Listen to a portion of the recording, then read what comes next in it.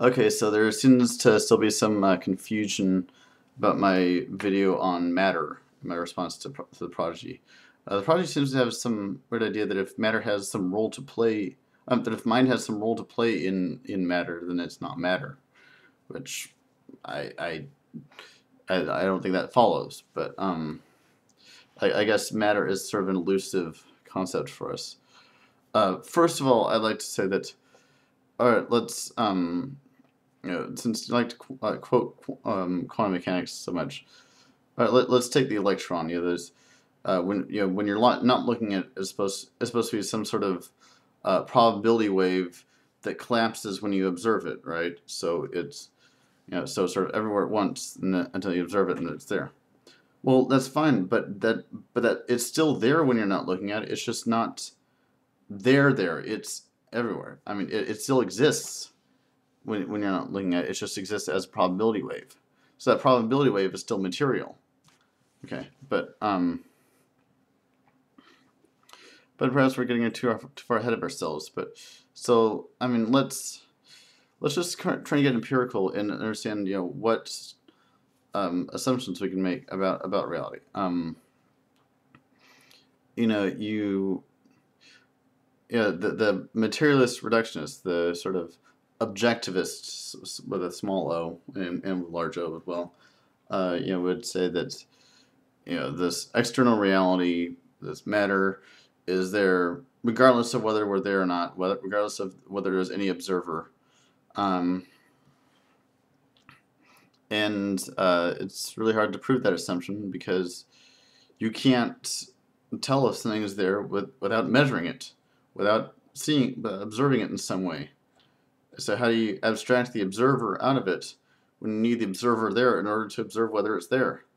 So, so obviously, yeah, that's it's hard to try to construct a reality independently of any observer. However, it's equally problematic to try and make your own observation the be all and end all of reality. To the kind of idealism where you create reality. It's like I see a computer monitor and a wall in front of me, and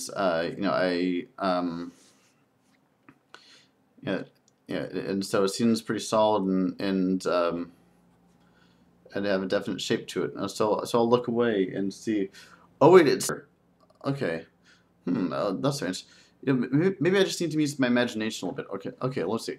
I'm gonna imagine that there's some sort of golden temple with a bunch of pillars and fire and innocence going there. It's okay. Let's try again.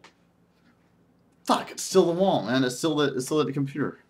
Okay, so it seems that the reality has a certain consistency to it, which even if I'm trying to imagine it as something else.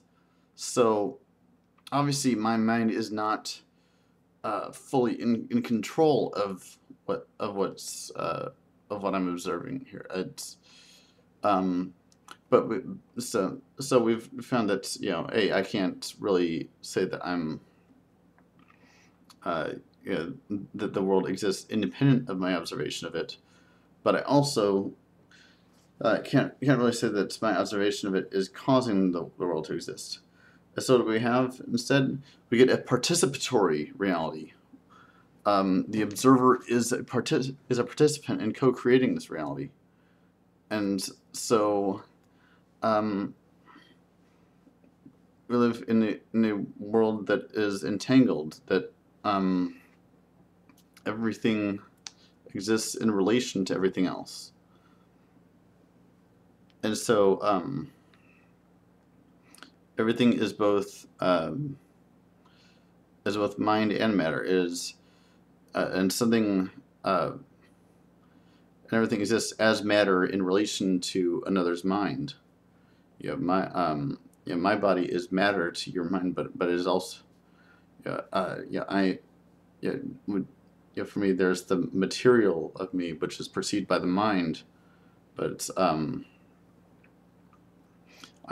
also a mind which perceives you and sees and sees the matter in everything. So matter and mind are aspects of the same thing. It's just it's just a matter of which end of the subject-object relation you're on. And so that's all we mean by material, is that everything exists as both subject and object.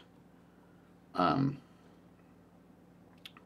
so, when I say I'm a theistic materialist, I say that sort of as kind of a rebellion against this pure idealism that makes sort of the opposite mistake of material reductionism.